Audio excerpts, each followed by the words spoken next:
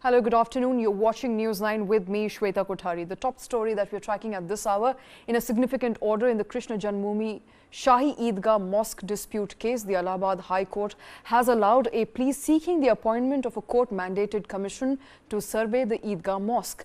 Now, the survey would include photography and videography of the entire inspection of the premise. The name of the survey commissioner and the time frame in which the survey will have to be completed will be decided on 18th of December. The bench, comprising of Justice Mayank Kumar Jain, passed an order on the application filed by the DT named Bhagwan Shri Krishna Virajman and 7 others. The petition was led by advocates Hari Shankar Jain and Vishnu Shankar Jain. The application moved in the High Court claims that the Lord Shri Krishna's birthplace lies beneath the Shahi Idgah mosque, and that there are many signs which establish that the mosque was once a Hindu temple.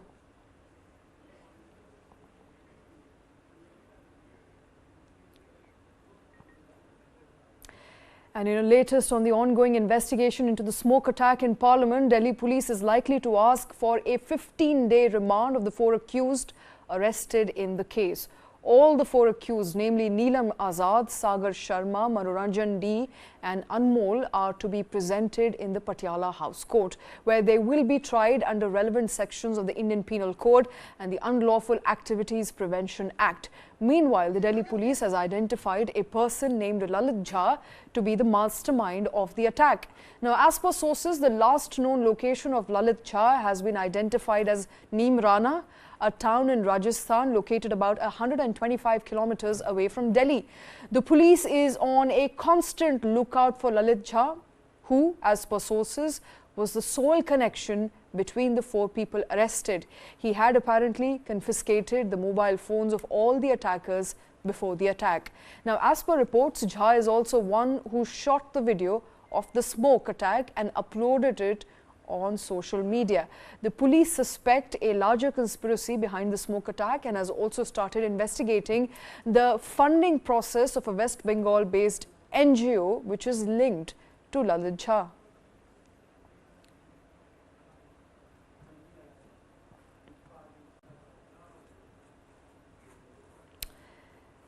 And the bodies of 64 victims of the violence, which have been lying unclaimed in a morgue for several years now, were moved as per directions of the Supreme Court so that victims could receive a proper burial. The Apex Court on 28th of November had ordered Manipur government to identify the bodies and return them to their families so they could be cremated and their last rites could be performed. The bodies of 60 Kuki victims from Imphal mortuary and the bodies of 4 Methi victims from Churanchandpur mortuary were returned to their kins peacefully.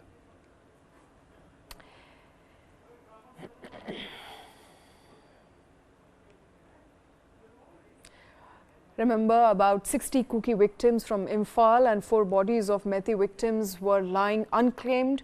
As per a Supreme Court order, they have now been returned to their kins for their last rites.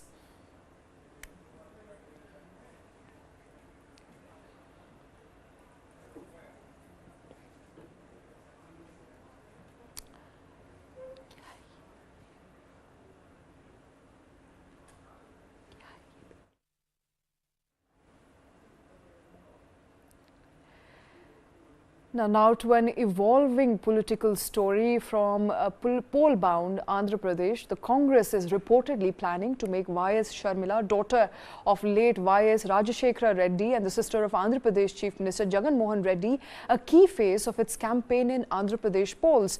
Sharmila had moved Telangana and floated her own party there. There was some buzz that she may merge her party with the Congress, but reportedly faced opposition from within the Congress unit. Now there is fresh talk that Sharmila might join the Congress party in January and play a key role during the campaign in Andhra Pradesh. Any such development would pit her against her own brother and Andhra Pradesh Chief Minister Jagan Reddy.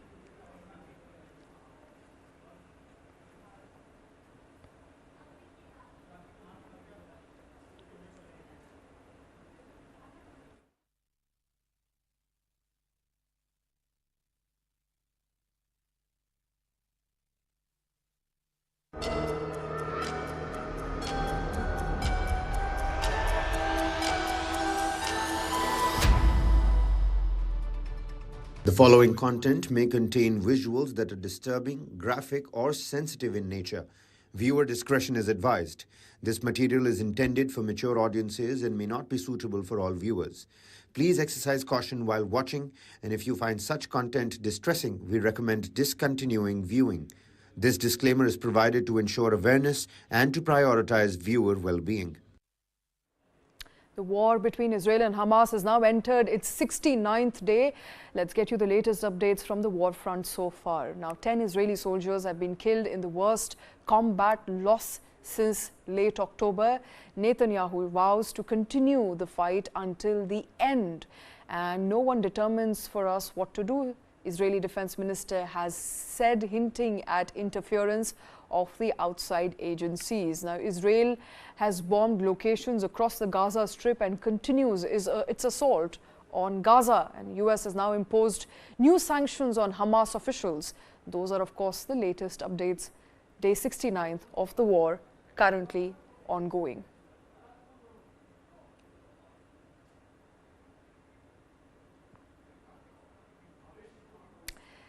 The Israeli army has released footage on Wednesday depicting the ground offensive during which 10 soldiers were killed in an ambush. This was the worst combat loss for Israel in more than a month. Body camera videos show what appears to be Israeli troops engaged in ground combat. These are the visuals of the fighting in Shazaya district of the Gaza city in north. The troops were ambushed while attempting to rescue another group of soldiers who had attacked fighters in a building, according to the Israeli Defense Forces.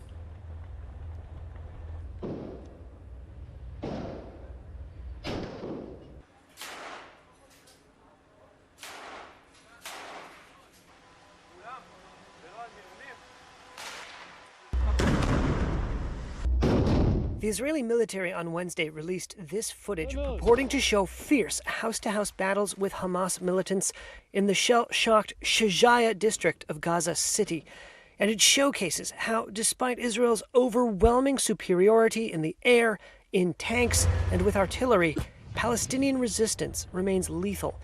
Underscoring that reality, Israel said on Wednesday 10 of its soldiers were killed in an ambush in the prior 24 hours in an operation to rescue another group of soldiers that came under fire.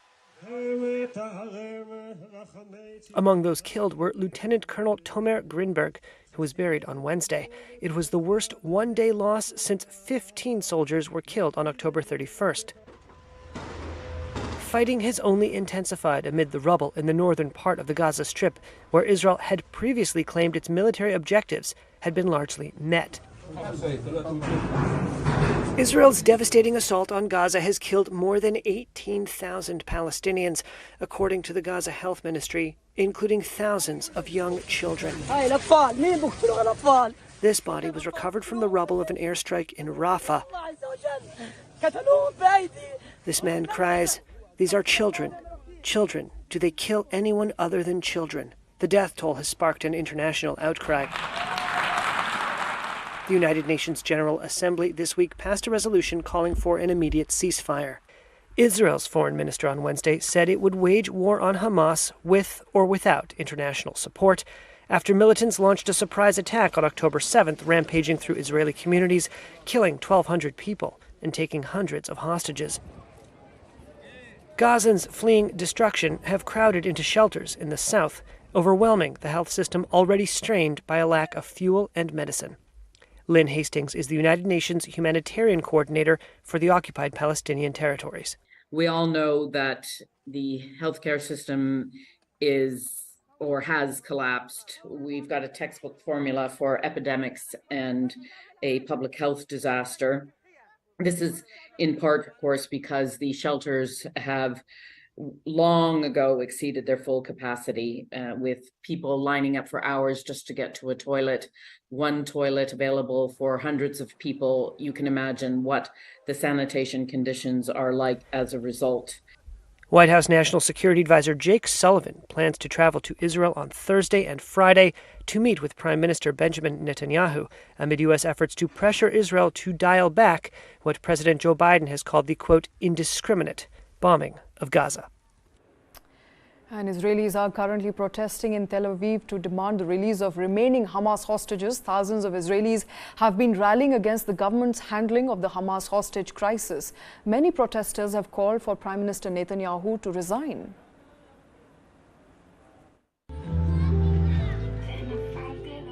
This dance is a reminder that nearly 140 hostages are still believed to be held in Gaza. Among them is 26-year-old Noah Argamani, whose terminally ill mother recently pleaded to see her daughter one last time. Each day that is passing, they suffer more and more.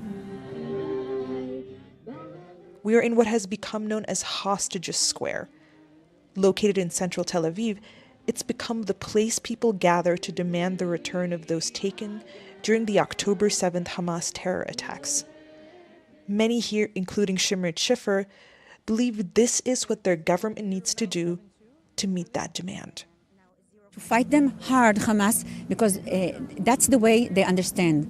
No other way. They understand the way of power.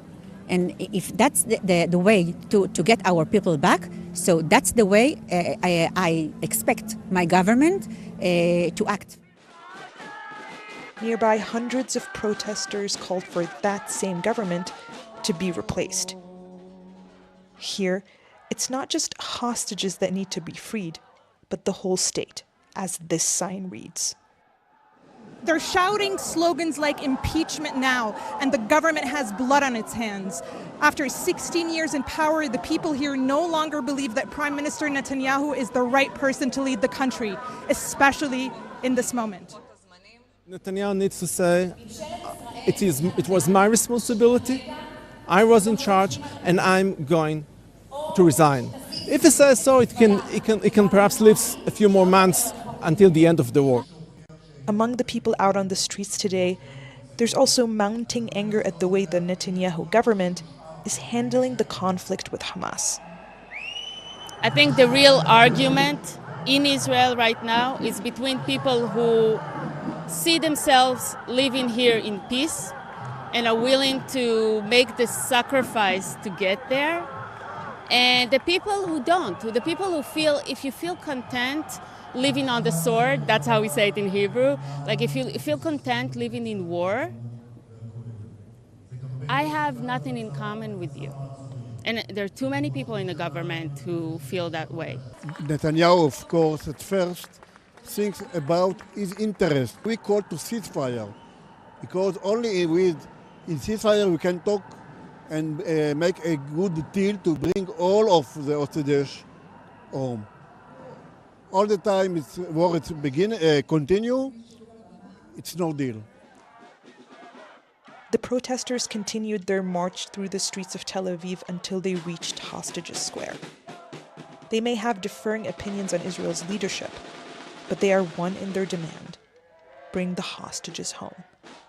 Among those already here is 85-year-old Yocheved Lifshitz, a former hostage, one of the first to be released from Gaza, a living, walking sign of hope for the many still waiting for their loved ones to return.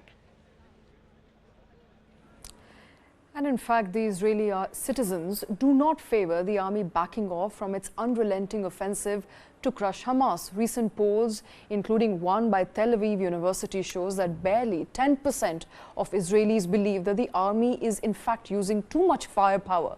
Take a look. Israelis are watching a rising number of their soldiers killed fighting in Gaza and growing international condemnation over the Palestinian death toll. But their leaders remain resolute in their commitment to destroy the Hamas Islamist group and retrieve an estimated 100 Israeli hostages. Footage released by the Israeli government showed Prime Minister Benjamin Netanyahu telling soldiers he was committed to annihilating Hamas, saying, quote, "I say this in the face of great pain, but also in the face of international pressures. Nothing will stop us. We will go to the end, to the victory, no less than that." And it's a message that seems to resonate with many Israelis. Israel is paying an incredibly high price with all these young, precious soldiers being killed. Saadia Gopstein is an attorney in Jerusalem. What choice do we have? This is a fight for our survival. Many Israelis acknowledge the devastating toll of the campaign on Palestinian civilians living in Gaza. I think the civilian death toll, it's horrendous. It's awful. It's terrible. But again, we didn't start this. However, they remain committed to victory. It's awful. It's awful that there's so many civilian casualties, and if we could, we're doing our very best to try and avoid them. But this is war, and that's what happens in war. Israel's invasion of Gaza has killed more than 18,000 Palestinians. It came in retaliation after Hamas fighters assaulted Israeli communities on October 7th, killing 1,200 and taking hundreds more captive. This week's United Nations resolution calling for an immediate ceasefire has been rejected by Israel. That sentiment seems to span both the right and the left of the political spectrum among Israeli Jews. Tamar Herman is a political science professor at the Israel Democracy Institute. Indeed, the sense of self-righteousness in a way that we are entitled to do everything in order to serve our security makes Israelis, even on the left, less sensitive to what is happening to the citizens in Gaza. Along with capturing or killing the Hamas commanders who planned the October 7th rampage, a goal of Israel's war is to bring back hostages grabbed by the militants and taken to Gaza. Right now, we didn't achieve neither the first nor the second. And therefore, most of the people are ready to continue until the point where at least one of the major aims is achieved. With that, it's time for a short, quick commercial break. We'll be back in just a bit.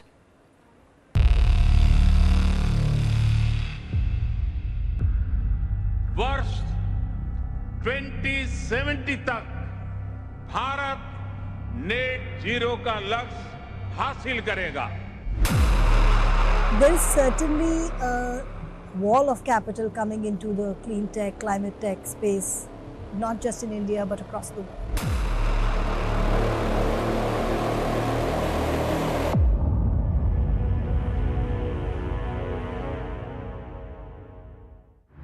This and more, streaming on world's first news OTT, News9 Plus. Download now.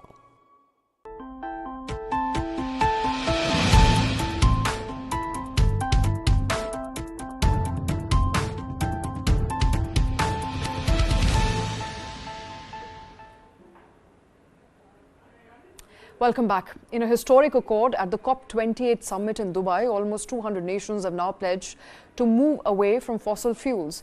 Now, this groundbreaking agreement marks a pivotal departure from oil dependence, addressing imminent climate threats. I must say that you did it. You delivered. After 2 weeks of hard-fought debate, nations struck a historic deal at COP28 in Dubai. The pact aims to transition the global economy away from fossil fuels. Here are some key takeaways. This is the first time the world has expressed a unified desire to eventually end the use of fossil fuels. The provision calls for, quote, transitioning away from fossil fuels in energy systems in a just, orderly, and equitable manner, with the goal of achieving net zero by 2050. While it is sending a resounding signal to international markets, it will not immediately destroy oil consumption or shrink prices. However, incremental policy moves and shifting investment trends over time could ensure a longer-term transformation of the energy economy. The pact also had rewards for oil producers. There's a clear acknowledgement that technologies like carbon capture can reduce the climate impact of oil, natural gas, and coal. Boosting such technologies was highlighted in a list of actions that countries should take to fight climate change. A source familiar with Saudi thinking said the kingdom could accept the deal because it provides a menu for every country to follow its own pathway. Carbon capture remains very expensive in certain applications. It's also never been proven at the vast global scale needed to have a significant impact. The pact is missing any additional financing to help developing nations transition away from fossil fuels. Money to help poor, climate-vulnerable countries adapt to the impacts of climate change was also lacking. However, there was a victory at the start of the summit for poor nations hit by climate disaster when delegates adopted a new fund to help them cope with loss and damages.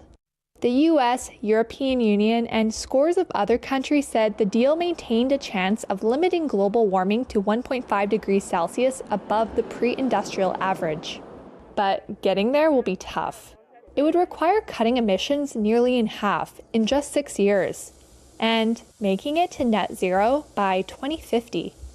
The draft calls for countries to do so, but some, like the Alliance of Small Island States, questioned whether it will happen.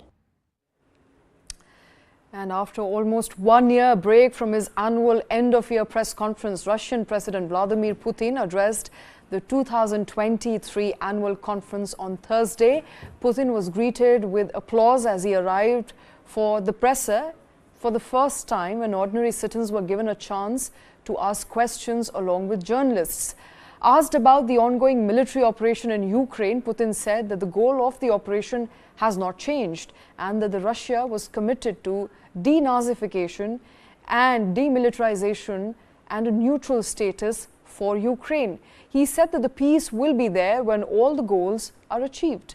Giving further details about the military operation, Putin informed that more than 6 lakh Russian troops are currently stationed in the battle zone in Ukraine.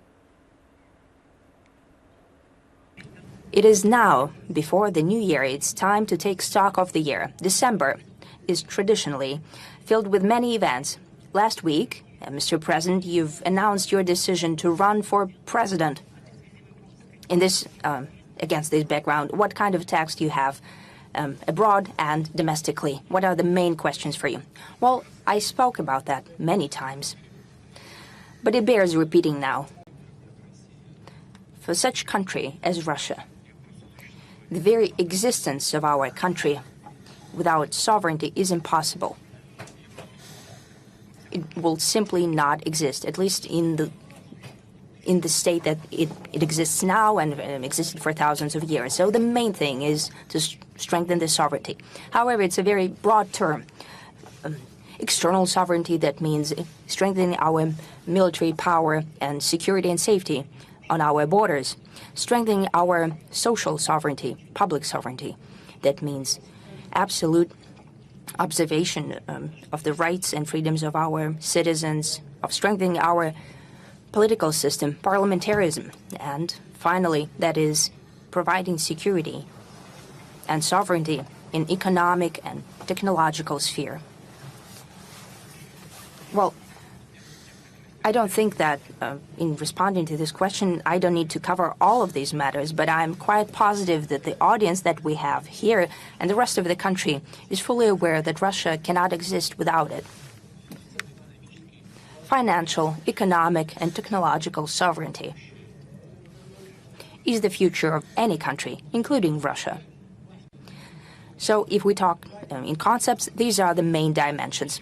Let's turn to economy. Many in the world have been surprised that the Russian economy did not collapse under the burden of the so-called pressure, sanctions, pressure from our former so-called partners. But it's apparent that they have the goal to push Russia to the limit and to make it buckle. So what kind of resilience does the Russian economy have? It's resilient enough not to only feel quite confident, but to move forward. And this resilience, well, we've discussed it many times as well, but I'll repeat myself. That is ensured by several components. The first one, and the most important one, is the tremendous consolidation of the Russian society. The second thing is sustainability of financial and economic system of the country. It came as a surprise to our so-called partners, and honestly to many of us as well, that over the past decades, Russia has gained this resilience and sustainability in finance and economy. And the third component, naturally, is greater capacity of our forces, security forces and the army. And if we talk about the economic indicators, specific indicators, what can we be proud of? Well, as per usual, I brought a table over. There is nothing special that we don't know, but I think that yesterday, Finance Minister voiced several indicators yesterday. The main indicator is growth of GDP of our economy at the end of the year is expected at 3.5%. That is a good indicator. That means that we bounced back from the dip last year. I think we stood at 2.1%.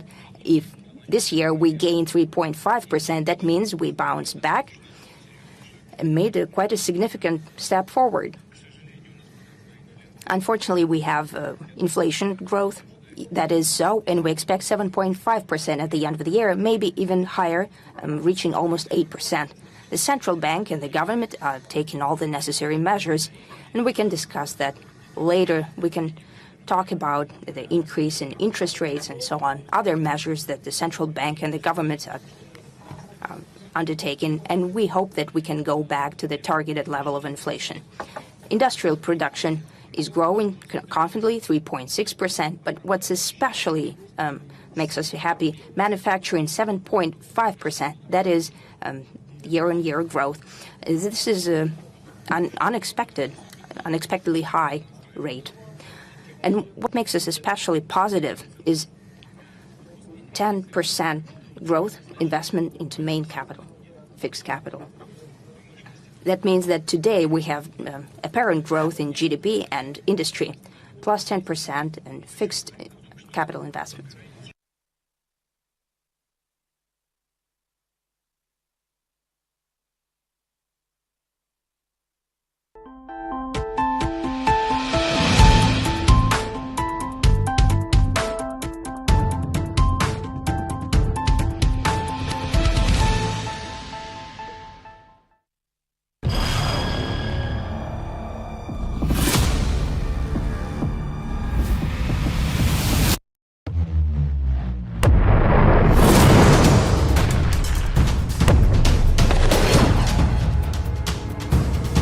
He thought he could outlast us. And 1 year later, the evidence is right here in this room. Who will blink first? So far from preventing the expansion of NATO, Russian actions have actually resulted in the expansion of NATO. It's a mess for Russia and it's a mess for the Western world, for NATO and the United States. Putin is a dictator, and if he loses, that means the end of his regime, and probably of him personally. So he has to keep going. Year 2, no end in sight. Streaming now.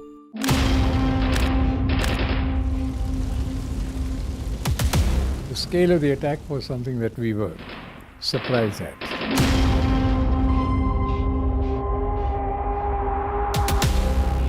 David Hadley was a double agent. The Americans did not want him to be fully exposed, so all that he probably shared with the Americans was not shared with us in terms of intelligence. If we had that, I'm sure that we would have been able to deal with the situation far better.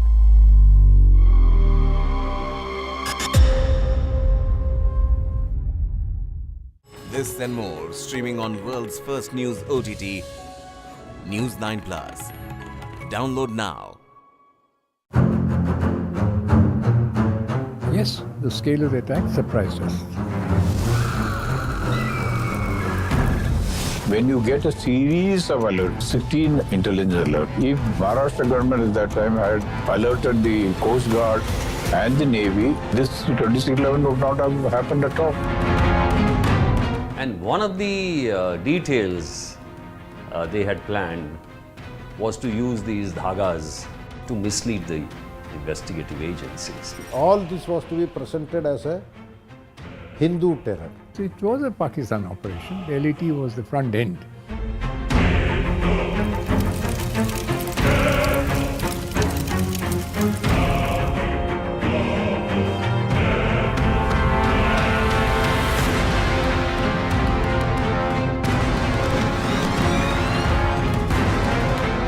As the attacks were on, it was clear that they were planned and launched from Pakistani territory.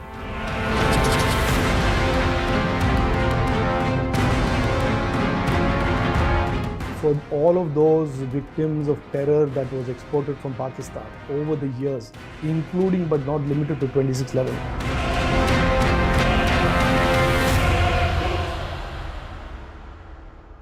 This and more, streaming on world's first news OTT, News9 Plus.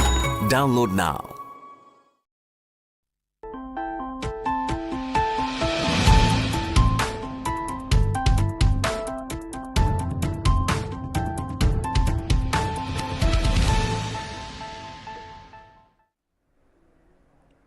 Welcome back. 4 Japanese ministers have stepped down amid a corruption scandal, adding to Prime Minister Fumio Kishida's challenges. The scandal involves alleged kickbacks of 500 million yen, that is $3.4 million, within the long-standing ruling party, the Liberal Democratic Party, which has governed Japan's third largest economy for decades now. The Japanese Chief Cabinet Secretary tells us more. Many issues have been raised currently regarding political funds, and as a result, the people's trust in the government wavers. As various issues have also been made about my own political fundraising report, I decided to resign today from my position as Chief Cabinet Secretary to avoid delay in policy process, and I've submitted my resignation to Prime Minister Kishida. In addition to that, today I received resignation letters from Minister of Internal Affairs and Communications Suzuki, Minister of Agriculture, Forestry and Fisheries Miyashita, Minister of Economy, Trade and Industry Nishimura, and Special Advisor to the Prime Minister Ueno, and submitted them to the Prime Minister. And Tesla is recalling nearly all vehicles sold in the US, more than 2 million, to update a software glitch and fix a defective system that's supposed to ensure drivers are paying attention when using autopilot.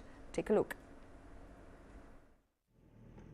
Tesla is recalling just over 2 million vehicles in the United States. It's to install new safeguards for vehicles carrying its Autopilot Advanced Driver Assistance System. The electric vehicle giant made the move after a safety regulator said the system was open to foreseeable misuse. The National Highway Traffic Safety Administration, or NHTSA, has investigated Tesla for more than 2 years. He wanted to know whether its vehicles adequately ensure drivers pay attention when using the driver assistance system. Tesla said in the recall filing that Autopilot's software system controls may not be sufficient to prevent driver misuse and could increase the risk of a crash.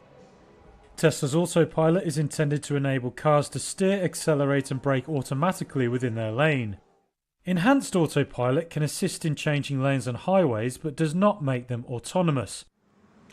Tesla said it did not agree with the regulator's analysis, but added it would deploy an over-the-air software update.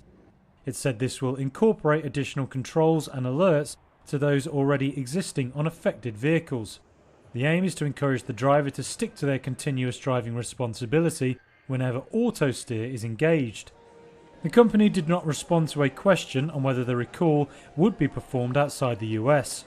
NHTSA opened a probe in 2021 into Autopilot after identifying more than a dozen crashes in which Tesla vehicles hit stationary emergency vehicles. Its investigation into Autopilot will remain open as it monitors Tesla's remedies. And scientists in Switzerland are studying if humans can control an additional robotic arm without affecting other tasks. The research aims to understand the nervous system and potentially aid applications like assistive devices for people with disabilities and stroke rehabilitation. Take a look. Scientists in Switzerland are testing whether humans can control an extra robotic arm without impacting our ability to do other things at the same time. Silvestro Macera is a professor and neuroengineer at the Swiss Federal Institute of Technology. The research was published in the peer-reviewed journal Science Robotics. The main motivation is to understand the nervous system. Because if you challenge the brain to do something which is completely new, you will understand whether the brain is able to do that and how you can facilitate this learning. And then you can transfer this also to other applications, in particular, for example, for assistive devices with people with disability, rehabilitation after stroke and these kind of things. The researchers devised a system where someone wearing virtual reality goggles sees 3 arms, with the extra limb looking a little different to limit natural association. Volunteers held onto an exoskeleton which controlled the virtual left and right arms, while movement detected by a belt around their waist measured their breathing and controlled the middle arm. Giulia Dominigiani is a PhD student. In particular, we use this environment to test our gaze respiration-based control interface. And as a first step, we decided to assess its actual feasibility for effective augmentation, so assessing the possibility of still speaking and gazing around. The researchers also tested breathing control with a real robotic arm strapped to the user's chest that extends in and out with the diaphragm. What was extremely interesting to see was that both trained participants and naive participants performed similarly, again showing the intuitiveness of our control interface. Though it wasn't published in the study, senior scientist Sulaiman Shakur says the team also discovered that people could be trained to control a computer mouse with the muscles we don't really use anymore. So these muscles that we have in our body, but through evolution we have lost their functionality. We have found that through a few days of training, people could use these auricular muscles, which are this muscle we have behind the ears, to control this extra limb while still using their natural arms and still speaking and looking around. The study is part of a Swiss National Science Foundation project to develop a wearable robotic arm to assist in daily tasks or to help in search and rescue. From the EU becoming the first major power to regulate AI and Alphabet's Gemini boasting shares, aiming to compete with ChatGPT, to Elon Musk's XAI introducing the Grok chatbot as an alternative to the big tech's censored products, to McDonald's adopting AI to make better burgers. Here are some of the biggest artificial intelligence stories of the year. Take a look. From a big deal in Brussels to how McDonald's thinks bots can help it make better burgers. This is Generation AI. After days of haggling, the EU reached a deal on how to regulate AI, including how governments use the technology. That makes the bloc the first major world power to move towards enacting rules on the tech. European Commissioner Thierry Breton thinks others will follow Europe's lead. Europe has positioned itself as a pioneer, understanding the importance of its role as a global standard setter. Alphabet shares soared after it launched Gemini, a new AI model that could help it close the gap with ChatGPT. The Google parent firm was long considered a leader in the sector, but lost that title when OpenAI's chatbot took the tech landscape by storm. Elon Musk's XAI has started rolling out its new Grok chatbot to some subscribers on X, his social network. The billionaire wants it to be an alternative to rival products made by big tech, which he says are riddled with censorship. McDonald's is using AI to keep a closer eye on its restaurants. The burger chain has partnered with Google Cloud to deploy the tech. It hopes AI will let it see what's going on in each store and help find cost savings. And chip giant AMD says the market for its AI processors will grow to $45 billion this year, with more to come. It says the market for such silicon could be close to 10 times that amount by 2027. The forecast came as AMD launched new chips meant to help it catch market leader NVIDIA.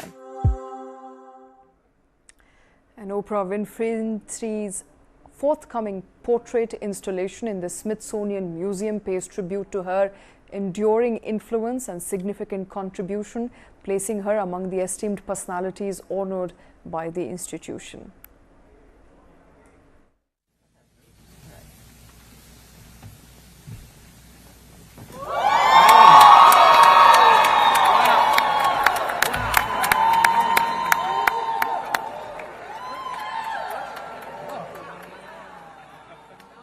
I could feel inside my being when I was very young, I think as early as 4, when I first started speaking in the church. That's where my broadcasting career began. I could feel that there was something inside me I could hear that still small voice.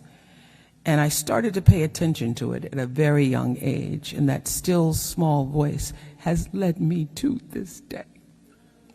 I have to say, I keep living God's dream for me. And so as I stand here on the eve of my 70th birthday,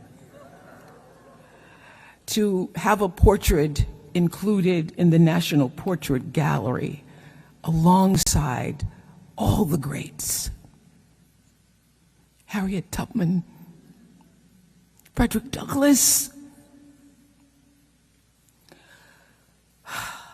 Abraham Lincoln and Ida B. Wells, Michelle and Barack Obama, Lena Horne, John F. Kennedy, Oprah Winfrey.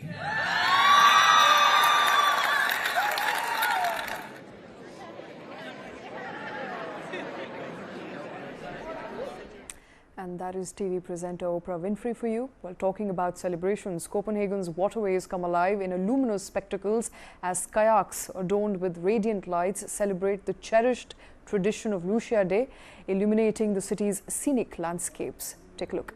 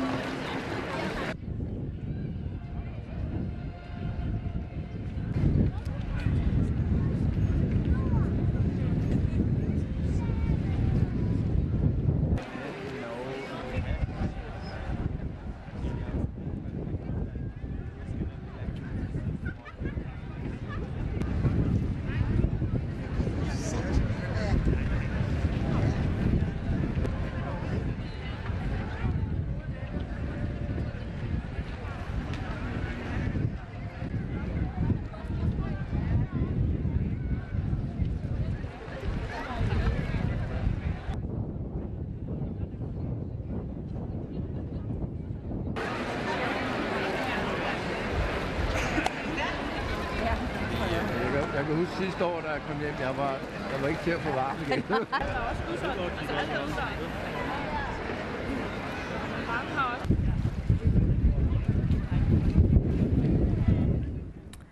With Christmas around the corner, Chicago's Museum of Science and Industry is reflecting the festive spirit. A Christmas Around the World exhibit has been set up representing holiday traditions from diverse cultures. A 4-story, 50-foot-tall grand Christmas tree stands amidst a forest of over 50 trees. The exhibit has a unique history dating back to 1942 during wartime, where communities sought solace and happiness in the museum.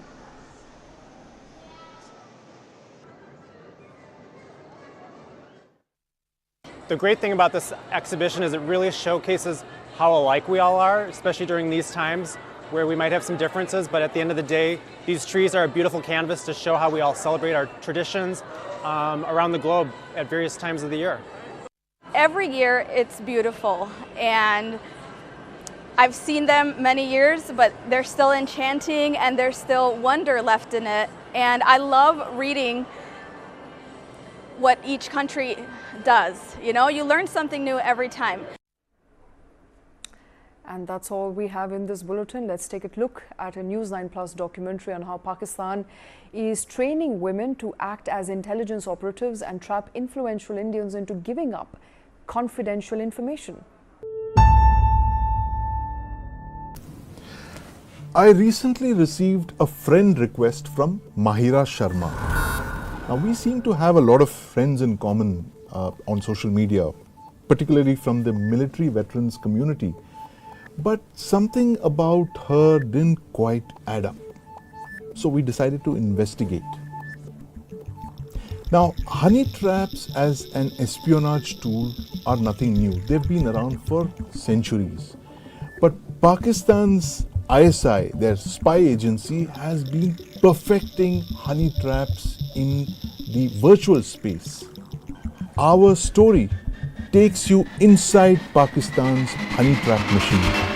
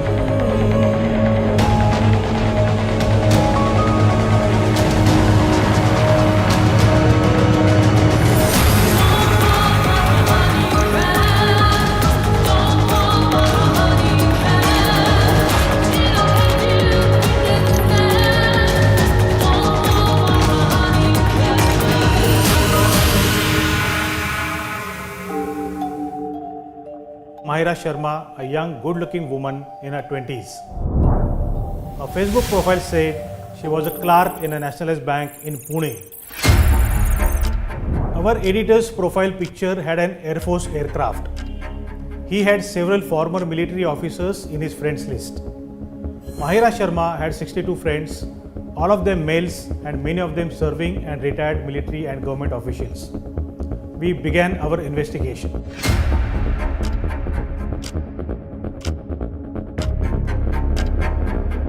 We found 3 more Facebook accounts with the exact same profile picture and name. Another Facebook profile, Gauri Sharma, had the same work profile as Mahira.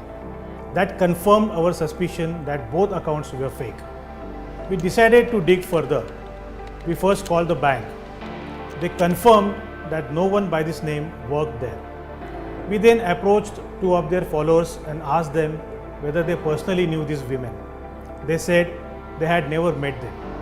It was not clear why they had accepted the friend request. Our investigation led us to a list of honey trappers trained in Pakistan. Pakistani intelligence operatives run these fake accounts. They have only one target: Indian men in uniform. These women are trained to speak in Indian dialects. Indian military intelligence officials confirmed to us that Mahira Sharma was one of hundreds of fake profiles created by Pakistan's intelligence agency, the ISI. She was the bait for a honey trap.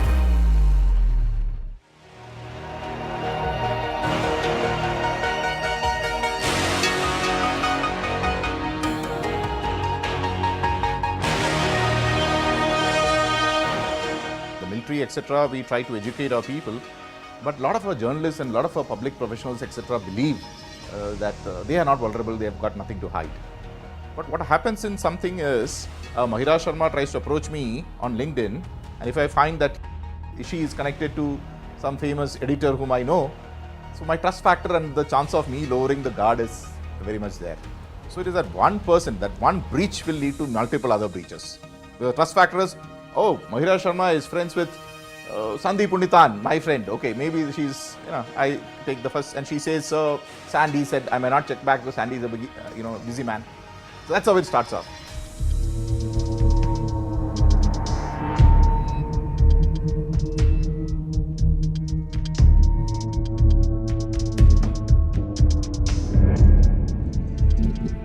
जहाँ पे भी आपको लगेगा, उनको लगेगा कि there is a person who is susceptible to women, who's making a lot of women friends on the social media.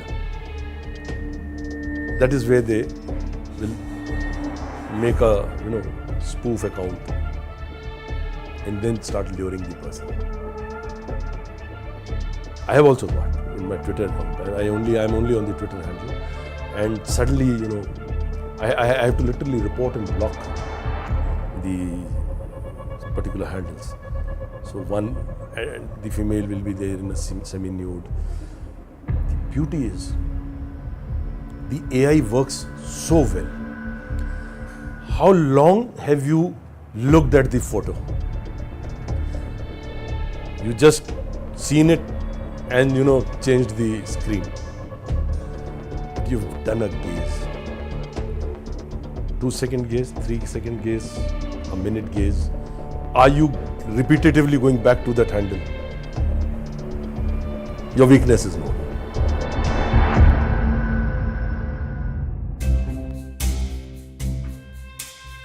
So the ISI is a professional intelligence agency, and since you said that their nation's motivation is, their race and deter for existing is to, seemingly defeat our nation and dress Kashmir, that is what they openly say, and they have created a vast infrastructure to defeat this nation. And being a professional organization, they look at multiple ways to infiltrate our nation, get military information, because we are a militarily superior power. So they run these operation, and the information age, it is but natural they will create, Mahira Sharmas and try to infiltrate.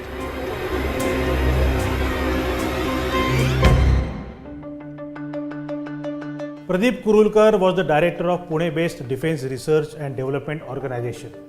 The DRDO is India's premier military R&D organization developing crucial defence equipment, including strategic missiles. In June 2020, Kurulkar received a WhatsApp message from Zara Dasgupta. Zara claimed that she was a software engineer from UK. Then the video chats began.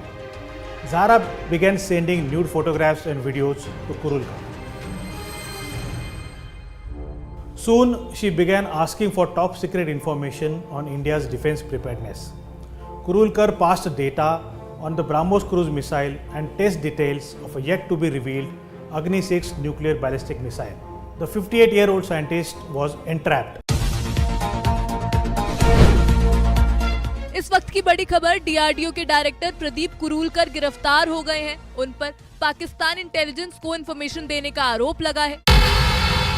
Kurulkar was arrested by Indian police in May 2023. The woman who called herself Zara Dasgupta was operating from Pakistan, not the UK. There was another twist here. Kurulkar was convinced Zara was a real person. She had met him in Pune in December 2020. Police believe this yet to be identified woman was an imposter hired for the honey trap. The Zara Dasgupta Kurulkar was chatting with was a Pakistani intelligence operative based in either Karachi or Lahore.